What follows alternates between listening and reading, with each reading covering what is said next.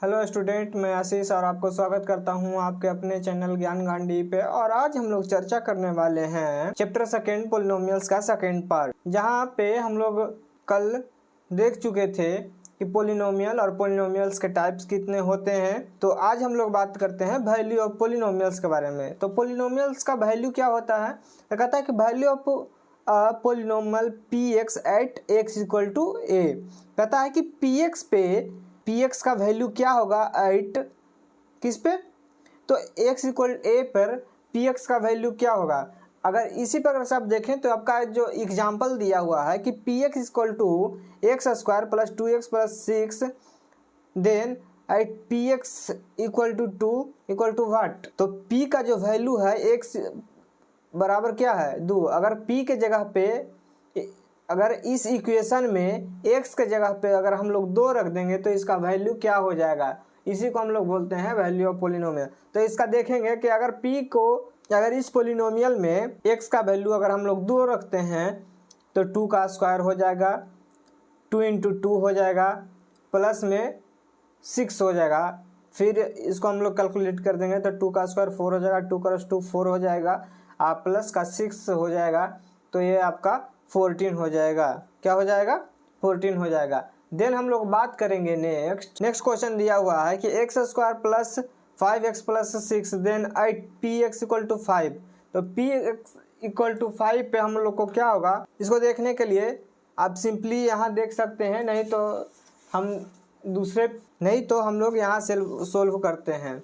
क्या हुआ, दिया हुआ है हमको क्वेश्चन, तो हम लोग के पास क्वेश्चन दिया हुआ है कि x square plus 5x plus 6 then at x equal to 5। तो पॉलिनोमियल x इक्वल टू 5 पे क्या होगा वही हम लोग को बताना है। तो हम लोग को px जो दिया हुआ है, क्या दिया हुआ है, px इक्वल टू क्या दिया हुआ है, तो आप यहाँ पे चेक कर लीजिएगा।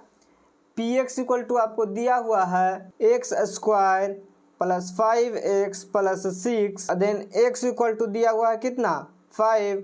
तो आपका p5 जो हो जाएगा, क्या हो जाएगा यहाँ पे 5 का स्क्वायर प्लस 5, x का वैल्यू हमको दिया हुआ है कितना 5 प्लस 6, तो आपका ये फाइनल वैल्यू हो जाएगा 5 या 25 प्लस 5 क्रॉस 5 कितना हो जाएगा 25 प्लस 6, देन आपका हो जाएगा ये 56। This is your answer. Then next में हम लोग को दिया हुआ है कि जीरो ऑफ पॉलिनोमियल, क्या zeros, how many zeros of polynomial. तो जीरोज ऑफ पॉलिनोमियल, तो जीरो ऑफ पॉलिनोमियल क्या होता है, तो कहता है कि अगर जीरो ऑफ पॉलिनोमियल px क्या है, px is a number such that pa equal to क्या 0। अगर कोई भी polynomial px is a number such that, तो उसको हम लोग p a value equal to 0। फिर कहता है कि इसमें डिफरेंट पॉइंट्स हैं। फर्स्ट पॉइंट में हम लोग बात करेंगे कि जीरोज में भी a zero of a polynomial. कहता है कि जीरो किसी भी पॉलिनोमियल का एक क्या होता है, जीरोज होता है। फिर कहता है कि सेकेंड नंबर पॉइंट में कि every linear polynomial has one and only one zero. कहता है कि कोई भी आपका जो लीनियर इक्वेशन या लीनियर पॉलिनोमियल होगा ना, उसका केवल और केवल एक ही जीरोज होगा। क्या होगा? एक ही जीरो होगा।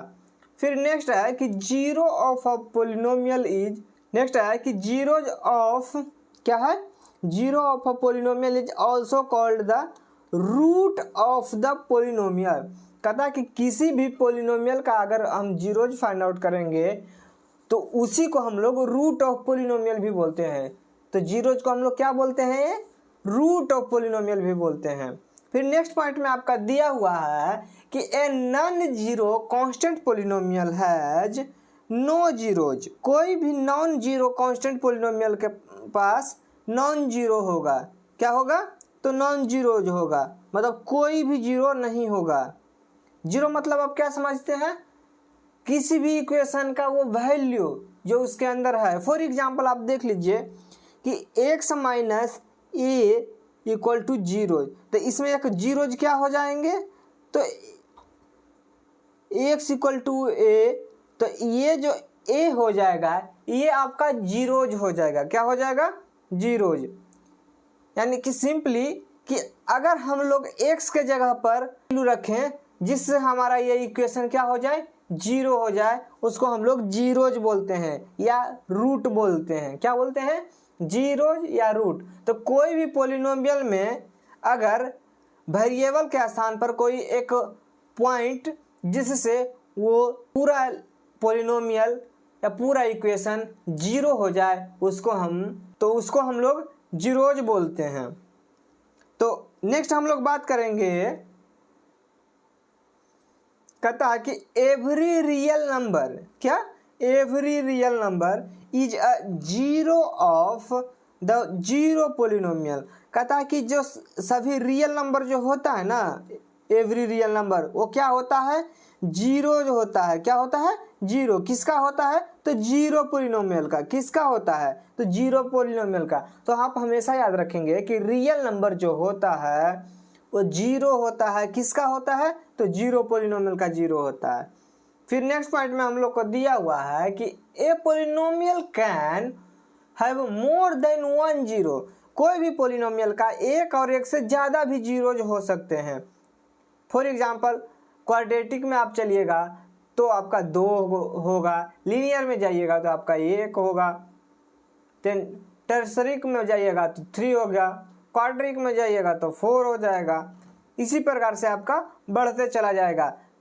सिंपली मीन्स जितना नंबर ऑफ डिग्री जो आपका होगा उससे इक्वल या लेस हो सकता है आपका। फिर हम लोग बात करते हैं नोट में कि the maximum number of zero, क्या बोलता है? Maximum number of zeros of a polynomial is equal to its degree. तो जो मैक्सिमम आपका हो जाएगा, क्या?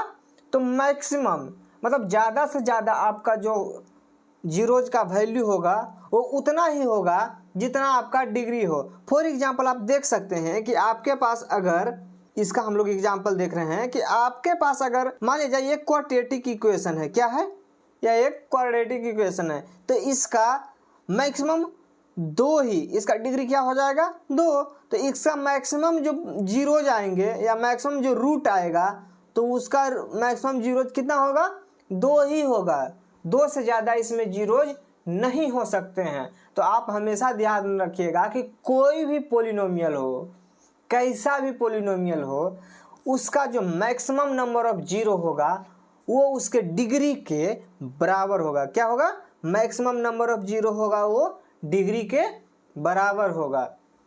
देन हम लोग नेक्स्ट में बात करेंगे रिमाइंडर थ्योरम के बारे में। किसके बारे में? रिमाइंडर थ्योरम के। तो है व्हाट इज रिमाइंडर थ्योरम? क्या है रिमाइंडर थ्योरम? तो कहता है कि let px be any polynomial. कहता है कि px के टर्म में कोई पोलिनोमियल है जिसका डिग्री क्या है? जिसका डिग्री n है। क्या है? पोलिनोमियल p है जो किसके टर्म में है? x के टर्म में है, जिसका डिग्री आपका क्या है? तो n है। ग्रेटर देन और इक्वल टू 1। जो n जो है वो 1 से क्या है? 1 से बड़ा है या 1 के बराबर है। क्या है?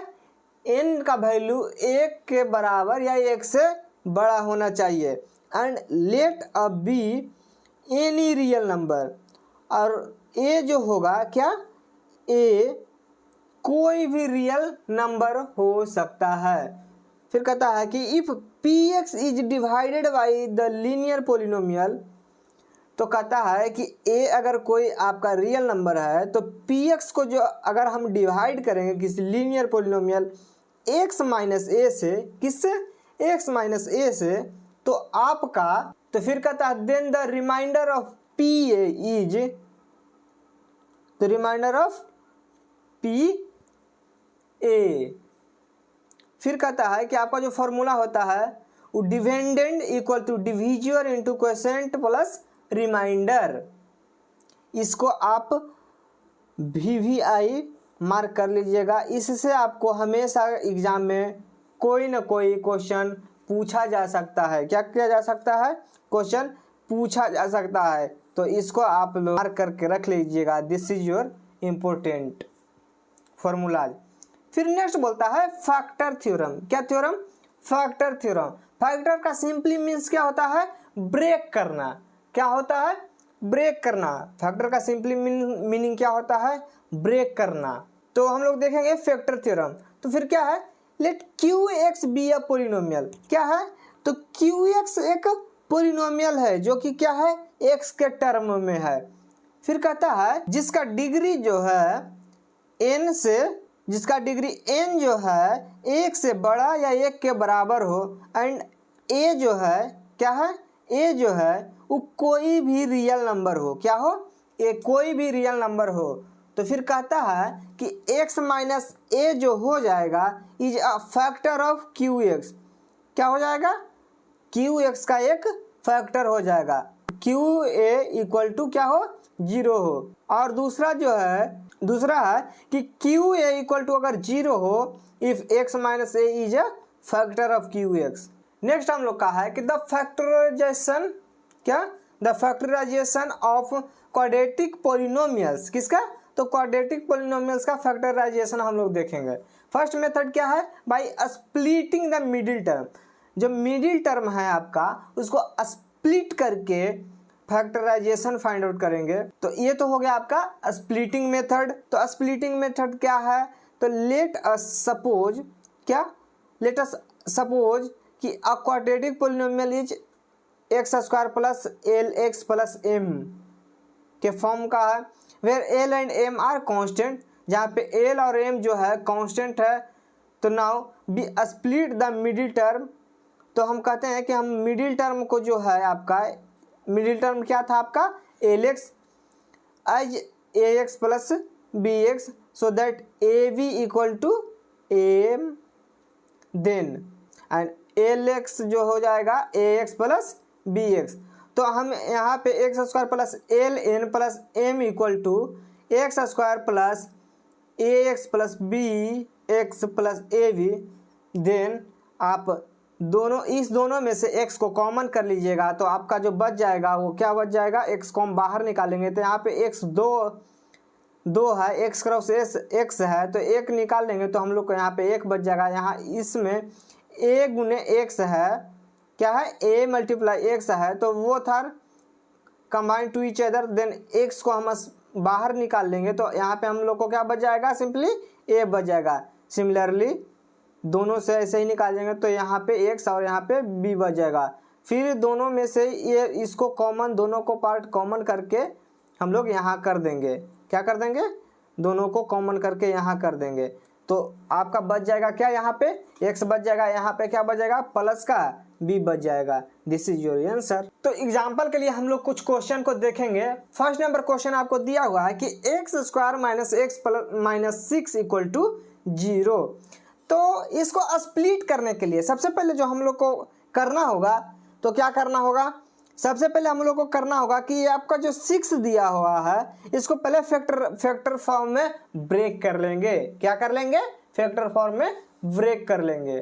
तो चलिए सबसे पहले हम लोग इसको फैक्टर फॉर्म में ब्रेक कर लेते हैं। तो इसको जब आप फैक्टर कीजिएगा तो 2 से कीजिएगा तो यहाँ पे आपका 3 बचेगा। तो 6 का जो स्प्लिट करने, इसका जो फैक्टर करने पर 2 और 3 हो जाता है। तो आपको ये ध्यान रखना पड़ेगा कि जो मिडिल का टर्म है, क्या है, मिडिल का टर्म है, तो मिडिल का टर्म क्या है, माइनस का x है। क्या है, माइनस का x है। तो इन जितने भी सारे रहेंगे तो उनमें हम लोग को ध्यान क्या रखना होगा कि इन दोनों को ऐड और सब्सट्रैक्ट करके हम लोग को माइनस x लाना है। तो अगर 2 को माइनस करते हैं, इसको प्लस रखते हैं, तो हम लोग को प्लस का 1 आ जाएगा। अगर इसको हम 3 को माइनस और 2 को प्लस में रखते हैं तो हम लोग को क्या आ जाएगा, तो माइनस का 1 आ जाएगा। तो हम यहाँ पे रख दिए, क्या किए, तो एक्स स्क्वायर, और 3 को क्या कर दिए, तो माइनस का 3x कर दिए, और यहाँ पे 2 को क्या किए, प्लस का 2x कर दिए। तो इन दोनों को ऐड या सब्सट्रैक्ट करके कैसे भी करके हम लोग को कितना लाना था, -1। तो अगर हम लोग देख क्या रहे हैं कि 3 को हम लोग अगर माइनस रखते हैं, 2 को अगर प्लस में रखते हैं, तो हमारा यहाँ पे जो इक्वेशन जो ये यहाँ पे बच के आएगा वो हमारा -x बच के आ जाएगा। तो फिर इसमें सेम वही रूल अप्लाई करना है। इस बोथ में यार x क्या है, मौजूद है, तो x को हम लोग बाहर कर लेंगे। तो यहाँ पे क्या था, x क्रॉस x था, यानी कि x गुने x था। तो यहाँ पे इसे x बाहर निकाल लिए तो हमको यहाँ पे क्या बच गया, x बच गया। और यहाँ पे 3 मल्टीप्लाई एक्स था, यानी कि 3 को एक्स से हम लोग गुना किए हुए थे। क्या किए हुए थे? मल्टीप्लाई किए हुए थे। तो एक्स को क्या करेंगे? बाहर कर देंगे तो हमको बच जाएगा क्या? X minus 3। सिंपली बोथ में 2 आर कॉमन, तो 2 को बाहर कर लेंगे क्योंकि 6 जो है 2 क्रॉस 3 है, तो इसमें भी 2 मौजूद है, तो उसको हम लोग बाहर कर लेंगे 2 को, तो यहाँ पे एक्स बच जाएगा। और 6 को अब 2 से हम लोग डिवाइड करेंगे तो यहाँ पे क्या बच जाएगा? 3 बच जाएगा। सिमिलरली बोथ से हम लोग ये कॉमन करके इसको बाहर कर लेते हैं, तो यहाँ पे बच जाता है एक्स प्लस का 2 और ये एक्स माइनस 3 इक्वल टू 0। तो आपका जो है 2 और 3, तो -2 कैसे आया? जब आप कीजिएगा क्या? When x plus 2 equal to 0, इस जीरोज को एक बार जीरोज कीजिएगा तो आपका x का वैल्यू आ जाएगा। इस जीरोज का एक बार जीरो कीजिएगा तो आपका सेकेंड का वैल्यू आ जाएगा। इसी में नेक्स्ट क्वेश्चन जो दिया हुआ है उसको सॉल्व करके देखेंगे। तो सॉल्व करने के लिए सबसे पहले क्या करें? ये जो 6 है और यहाँ का जो टर्म है, तो यहाँ पे नहीं, कहीं पर भी कोई भी टर्म में अगर वहाँ पे कोई चीज़ मौजूद नहीं हो, कोई भी कांस्टेंट, तो एक वहाँ पे हमेशा मौजूद होता है। वो किसी भी से मल्टीप्लाई करके वो उसका वैल्यू उतना ही रखता है एक्सेप्ट 0, क्योंकि अगर एक को 0 से मल्टीप्लाई करेंगे तो वो 0 हो जाएगा, और उसके छोड़कर अगर किसी भी संख्या से हम लोग मल्टीप्लाई करेंगे तो वो वैसा का वैसा ही रहेगा। तो यहाँ पे क्या है? 1 है, तो 1 क्रॉस 6 कीजिएगा तो 6 हो जाएगा। इसको हम लोग अगर फैक्टर में ब्रेक करेंगे तो यहाँ पे 2 और यहाँ पे 3 हो जाएगा। सिमिलरली यहाँ पे आप क्या दे दीजिएगा? एक्स स्क्वायर प्लस का, तो 5x लाने के लिए हम लोग को क्या करना पड़ेगा? क्या करने के लिए? 5 करने के लिए। तो इन दोनों को अगर हम सब्सट्रैक्ट करते हैं तो हम लोग को 1 बच जाता है, जो कि पॉसिबल नहीं है। तो हम लोग क्या करेंगे? दोनों को ऐड कर देंगे तो ये 2x हो जाएगा और ये 3x हो जाएगा प्लस 6 इक्वल टू 0। फिर बोथ टर्म से हम लोग को x क्या करना है? बाहर निकाल लेना है। तो यहाँ पे आपका अंदर क्या बच जाएगा? x, और यहाँ 2x में से x को बाहर कर दिए तो हम लोग को क्या बच गया? 2 सिंपली। फिर यहाँ हो गया 3 कॉमन कर लिए क्योंकि ये दोनों में मौजूद है, तो यहाँ क्या बच जाएगा? ये x, और प्लस है तो प्लस का चिन्ह। फिर क्या करेंगे कि x प्लस और 6 को 3 से डिवाइड करेंगे तो आपको क्या आ जाएगा? 2 इक्वल टू 0। फिर बोथ साइड से इसको क्या करेंगे? कॉमन कर लेंगे तो यहाँ पे आ जाएगा x प्लस 2, और आपका क्या बच गया? यहाँ पे x, और यहाँ पे क्या बचा? प्लस का 3 equal to 0।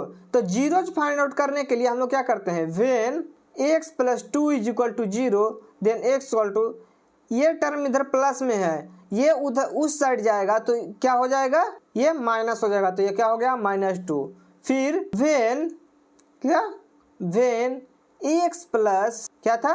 When x plus 3 equal to 0 then x equal to, इधर प्लस में उधर जाएगा तो माइनस में -3। This is your answer. कल हम लोग इसके आगे वाला पार्ट के बारे में और कुछ प्रूफ को देखेंगे। तो अगर आपको ये वीडियो पसंद आ रहा हो तो लाइक, शेयर एंड सब्सक्राइब करें और अपने दोस्तों को भी शेयर करें ताकि आपके साथ साथ उनका भी लाभ हो सके। This is Ashish signing off.